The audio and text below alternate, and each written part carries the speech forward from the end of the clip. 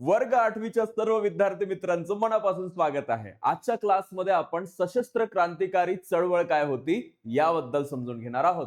बघा, आजच्या क्लासमध्ये आपल्याला समजेल की आपल्या स्वातंत्र्य लढ्यामध्ये राष्ट्रीय काँग्रेसचा आणि त्याचबरोबर गांधी युगाचा तर वाटा आहेच, पण त्यामध्ये सशस्त्र क्रांतिकारी चळवळ नेमकी काय होती याही गोष्टीचा विचार झाला पाहिजे. बघा, ब्रिटिश साम्राज्याविरुद्ध भारतामध्ये विविध मार्गाने आंदोलनं झाली होती.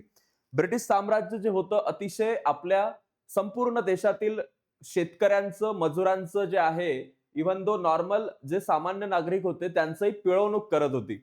आणि त्यामुळं त्यातला एक मार्ग सशस्त्र क्रांतीचाही होता. म्हणजे काही लोकांना वाटलं की आपण बोलण्यातून रिक्वेस्ट करून न सांगता थेट शस्त्राचा वापर करावा. आणि सशस्त्र क्रांतिकारी चळवळीमध्ये सशस्त्र म्हणजेच काय, तर शस्त्रासोबत क्रांती करणं.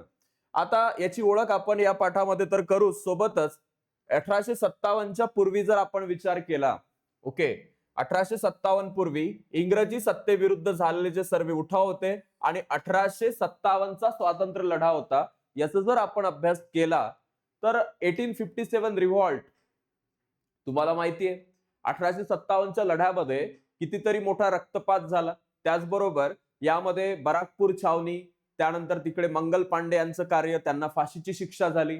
त्याचबरोबर संपूर्ण भारतामध्ये त्यावेळेस प्रत्येक जो राजा होता, प्रत्येक जी राणी होती, त्यामध्ये झाशीची राणी लक्ष्मीबाई आहे, यांनी आपलं राज्य वाचवण्यासाठी खूप महत्वाचे प्रयत्न त्यात केलेले होते. आणि त्यामध्येही जे आहे त्यावेळेस जो एक क्रांती दिसली, त्या क्रांतीबद्दल विनायक दामोदर सावरकर यांनी एक पुस्तक लिहिलेलं आहे, 1857चं स्वातंत्र्य समर.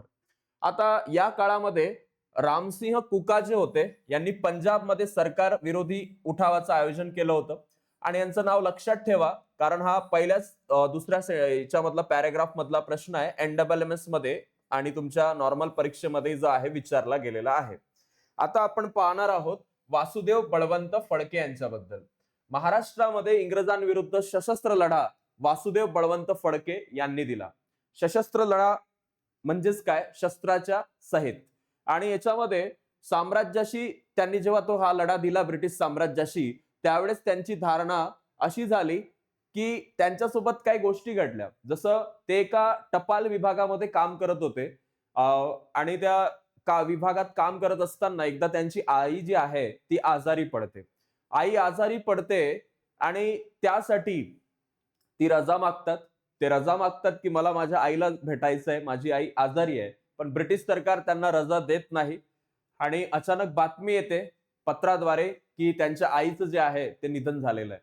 आणि त्यानंतर ते त्या नोकरीचा राजीनामा देतात. त्यानंतर ते ठरवतात की ही नोकरी काय कामाची, हे ब्रिटिश शासन काय कामाचं, अतिशय जुलूम जबरदस्तीचं हे शासन जे आहे, या गोष्टीचा मी बदला जो आहे तो घेऊनच राहणार.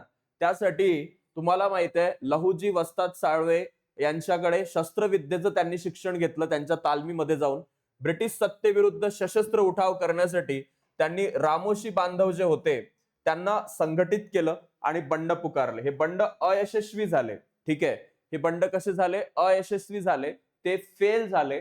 पण ब्रिटिश सरकारनं त्याची रवानगी एडनच्या तुरुंगामध्ये केली.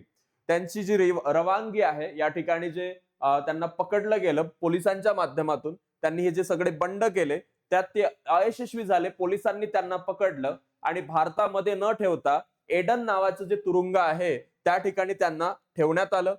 तसंच त्यांचं 1883 मध्ये तिथून अशा काही परिस्थितीमध्ये ते राहत होते, त्या ठिकाणी त्यांचा मृत्यू झाला. तुम्ही जर त्यांची मूव्ही पाहाल तर तुम्हाला या सगळ्या गोष्टी पाहायला मिळतील. स्वातंत्र्यासाठी त्यांनी सशस्त्र लढा जो आहे तो उभारला होता. कोणता लढा? सशस्त्र लढा. त्यानंतर येतात चापेकर बंधू. 1897 साली पुण्यामध्ये प्लेगची साथ आली होती. ओके, आणि प्लेग नावाचा असा रोग आहे जो उंदरांमुळे होतो. त्याबरोबर त्यांचे ज्या आहेत त्याचा जर काही आपल्याला संसर्ग झाला तर त्याच्या ज्या असतात त्या गाठी येतात.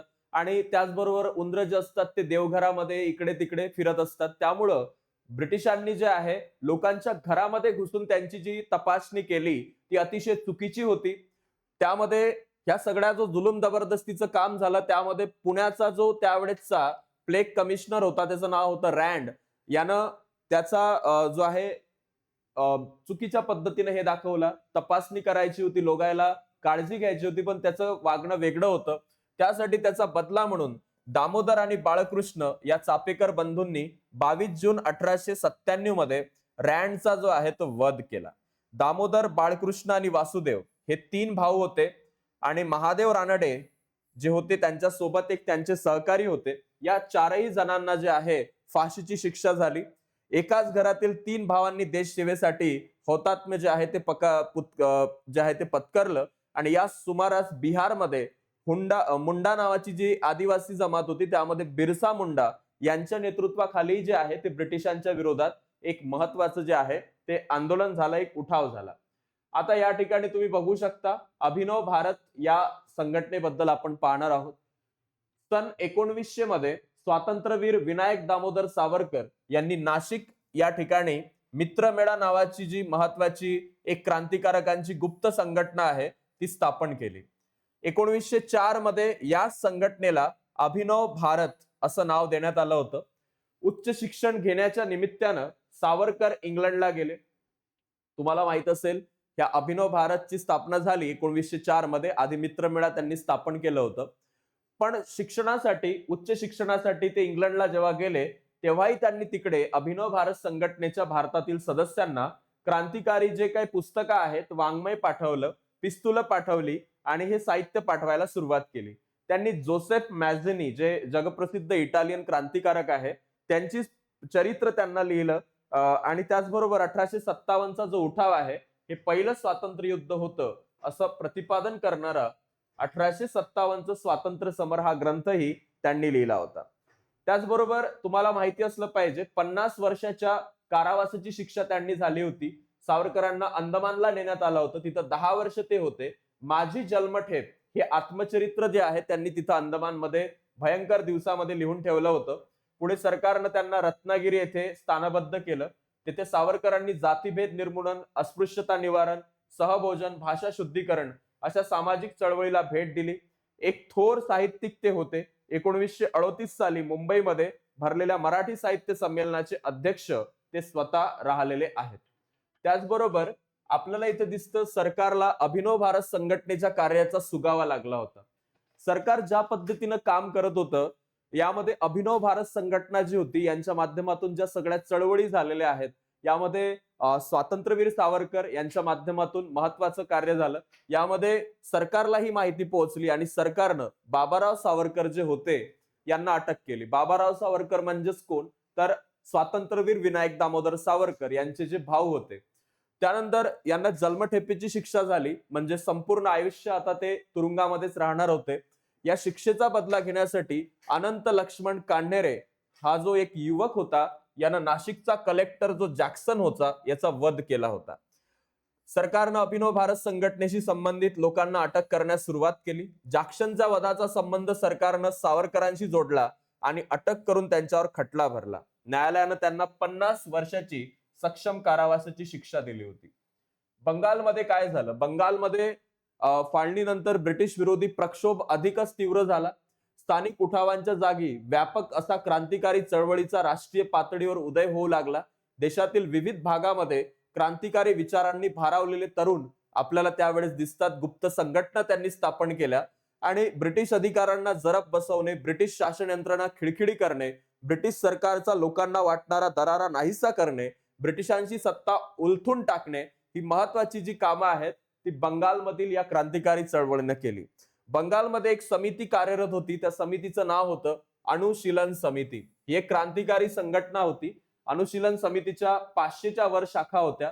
अरविंद घोष यांचे बंधू बारिंद्र कुमार घोष या संघटनेचे प्रमुख होते. अरविंद घोष यांचा सल्ला आणि मार्गदर्शन या संघटनेला लाभत होता.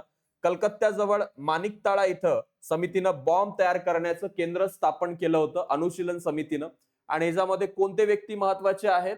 त्यामध्ये अरविंद घोष यांचे बंधू बारिंद्र कुमार घोष या संघटनेचे काय होते? प्रमुख होते. अनुशीलन समितीचे प्रमुख कोण होते? तर बारिंद्र कुमार घोष. 1908 मध्ये खुदिराम बोस यांच्यावरती NSSच्या पेपरमध्ये प्रश्न विचारलेला आहे की खुदिराम बोस तसेच प्रफुल्ल चाकी यांनी अनुशीलन समितीच्या सदस्यांनी किंग्सफर्ड वरती जो आहे तो बॉम्ब टाकलेला होता. त्याला ठार करण्याची योजना आखली होती. परंतु ज्या गाडीवर त्यांनी बॉम्ब टाकला ती गाडी किंग्सफर्डची नव्हती. त्यामध्ये 2 ब्रिटिश स्त्रिया यांचा मृत्यू झाला. इंग्रजांच्या हाती सापडू नये म्हणून प्रफुल्ल चाकी यांनी जी होती स्वतःवर गोळी झाडून घेतली होती. आणि याच्यामध्ये खुदिराम बोस पोलिसांच्या हाती लागले आणि खुदिराम बोस यांना फाशी दिली गेली. तुम्हाला जर विचारलं याच्यामध्ये फाशी कुणाला दिली, तर खुदिराम बोस यांना दिली किंग्सफर्ड बॉम्ब प्रकरणामध्ये. आणि प्रफुल्ल चाकी यांनी स्वतःवर गोळी झाडून घेतली होती.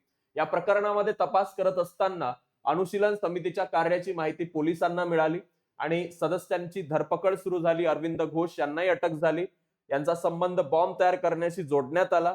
त्यांना नंतर निर्दोष सोडलं गेलं. अन्य लोकांना शिक्षा देण्यात आली. रासबिहारी बोस आणि सचिंद्रनाथ सन्याल यांनी बंगाल बाहेरही त्यांचं जाळं विस्तारलं. पंजाब, दिल्ली, उत्तर प्रदेशमध्ये व्हाईसरॉय हार्डिंग जो होता, लॉर्ड हार्डिंग याच्यावर बॉम्ब फेकण्याचं काम रासबिहारी बोस यांच्या सहकार्याने केलं होतं, पण त्यातून तो हार्डिंग वाचला होता. मद्रास प्रांतामध्ये तुम्हाला वांची अय्यर जे आहेत या क्रांतिकारानं ऍश या ब्रिटिश अधिकाऱ्याला ठार केलं होतं.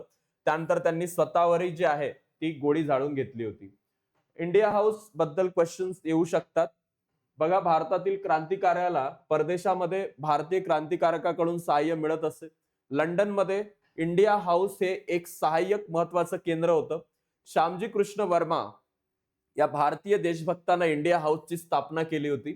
या संस्थेमार्फत भारतीय तरुणांना इंग्लंडमध्ये उच्च शिक्षण घेण्यासाठी शिष्यवृत्त्या म्हणजे स्कॉलरशिप देण्यात आल्या होत्या. स्वातंत्र्यवीर सावरकरांना अशी शिष्यवृत्ती मिळाली होती इंडिया हाऊस तर्फे. आणि त्यामध्ये जे नाव लक्षात ठेवायचं आहे ते आहे श्यामजी कृष्ण वर्मा. आणि ते कुठं सुरू झालं होतं, तर लंडन मध्ये. हे लक्षात ठेवा, चुकून अमेरिका करू नका. गदरचं वेगळं आहे, याचं वेगळं आहे. मादान कामा यांनी जर्मनीमध्ये स्टुटगार्ट नावाचं जे ठिकाण होतं, त्या स्टुटगार्टमध्ये जागतिक समाजवादी परिषदेमध्ये भारताच्या स्वातंत्र्याचा जो प्रश्न आहे तो उपस्थित केला होता. याच परिषदेमध्ये तो भारताचा ध्वज जो आहे मादाम कामा यांच्यातर्फे फडकवण्यात आला. इंडिया हाऊसशी निगडीत दुसरा क्रांतिकारी म्हणजे मदनलाल धिंगरा हा तरुण कर्झन वायली या इंग्लिश अधिकाऱ्याला ठार केलं होतं. हा प्रश्न पेपरमध्ये येऊ शकतो की कर्झन वायलीला ठार करणारे कोण होते, तर मदनलाल धिंगरा होते. त्यांनाही नंतर फाशी देण्यात आली. त्यानंतर गदरवर प्रश्न येऊन गेलेले आहेत. पहिल्या महायुद्धाच्या काळामध्ये ब्रिटिश विरोधी क्रांतिकारीला सुरुवात झाली. शत्रूची मदत घेऊन भारतामध्ये सत्तांतर घडून आणता येईल आणि भारतीय सैनिकांची प्रयत्नात साथ देता येईल असं क्रांतिकारांना वाटत होतं. संधीचा लाभ घेण्यासाठी क्रांतिकारक संघटना स्थापन झाल्या. गदर ही त्यातली एक प्रमुख संघटना आहे. अमेरिका आणि कॅनडा येथे भारतीयांनी गदर या संघटनेची स्थापना केली होती. लाला हरदयाळ, भाई परमानंद, डॉक्टर पांडुरंग सदाशिव खानखोजे हे क्रांतिकारक या संघटनेचे प्रमुख नेते होते. गदर म्हणजे विद्रोह. तुम्हाला जर विचारलं गदर म्हणजे काय, तर गदर म्हणजे विद्रोह. विद्रोह म्हणजेच काय, एखाद्या गोष्टीचा उठाव करणे, एखादी गोष्ट चुकीची आहे त्याच्या विरोधात सशस्त्र क्रांतीने विरोध करणे, तो विद्रोह करणे. आणि याच्यामध्ये महाराष्ट्रातले 2 व्यक्ती तुम्हाला लक्षात ठेवायचे. सोबतच या राजवटीचे जे परिणाम होते ब्रिटिश राजवटीचे त्याच्यावरती साहसी कृत्यांची माहिती त्यांनी दिली. राष्ट्रप्रेम, सशस्त्र क्रांती हा संदेश गदर या पत्रानं भारतीयांना दिला. ब्रिटिशांविरोधी उठाव करण्यासाठी गदर संघटनेच्या नेत्यांनी युद्धजन्य परिस्थितीचा फायदा घेण्याचंही ठरवलं होतं. युद्धाची जी परिस्थिती चालू होती प्रथम महायुद्धाची, त्यावेळेस पंजाबमध्ये ब्रिटिशांच्या विरोधात उठाव करायची योजना त्यांनी आखली होती. भारतीय सैनिकांना उठावात सामील होण्यासाठी त्यांनी उद्युक्त केलं होतं. रासबिहारी बोस, विष्णू गणेश पिंगळे त्यांनी उठावाचं नेतृत्व करावं असं ठरलं, पण फितुरीमध्ये या योजनेचा सुगावा ब्रिटिशांना लागला. पिंगळे पोलिसांच्या हाती सापडले, त्यांनाही फाशी देण्यात आली आणि रासबिहारी बोस निसटून जाण्यात यशस्वी ठरले. जपानमध्ये रासबिहारी बोस गेले आणि तिकडे त्यांनी क्रांतिकार्य सुरू केलं. पुढे युद्ध काळामध्ये परदेशात अन्यत्रही कार्यकारी चळवळी झाल्या. बर्लिनमध्ये वीरेंद्रनाथ चट्टोपाध्याय, भूपेंद्र दत्त, लाला हरदयाल सोबतच 1915 मध्ये महेंद्र प्रताप, बरकतुल्ला, ओबिदुल्ला सिंधी यांनी काबूलमध्ये स्वतंत्र भारताच्या हंगामी सरकारची स्थापना केली होती. त्यानंतर आहे Kakori conspiracy case. Okay, Kakori कट. सरकारच्या दडपशाहीनं क्रांतिकारी चळवळ संपुष्टात आली नव्हती. गांधीजींनी असहकार चळवळ स्थगित केल्यावर अनेक तरुण क्रांतिकार्याकडे वळले. चंद्रशेखर आझाद, रामप्रसाद बिस्मिल, योगेश चॅटर्जी, सचिंद्रनाथ सन्याल हे एकत्र आले आणि क्रांतिकार्याला लागणारा पैसा जमवण्यासाठी त्यांनी रेल्वेतून नेला जाणारा सरकारी जो खजिना होता 9 ऑगस्ट 1925 ला काकोरी नावाचं जे ठिकाण होतं त्या ठिकाणी तो खजिना रेल्वेमधून येत होता. हे सगळे व्यक्ती तिथं उपस्थित होते. यांनी ती रेल्वे लुटली आणि हीच आहे काकोरी कॉन्स्पिरसी केस. म्हणजे रेल्वे स्टेशन जवळच त्यांनी जो आहे काकोरीचा हा खजिना लुटला होता ब्रिटिशांचा. सरकारनं तात्काळ कारवाई केली, अटकेत घेतलं. अशफाकुल्ला खान, रामप्रसाद बिस्मिल, रोशन सिंग, राजेंद्र लाहिरी यांना त्याच्यात फाशी देण्यात आली. चंद्रशेखर आझाद मात्र पोलिसांच्या हाती सापडले नव्हते. Hindustan socialist Republican association HSRA समाजवादी विचारांनी प्रभावित झालेली संघटना होती. याच्यामध्ये चंद्रशेखर आझाद, भगतसिंग, राजगुरू, सुखदेव हे महत्वाचे प्रमुख लोक होते.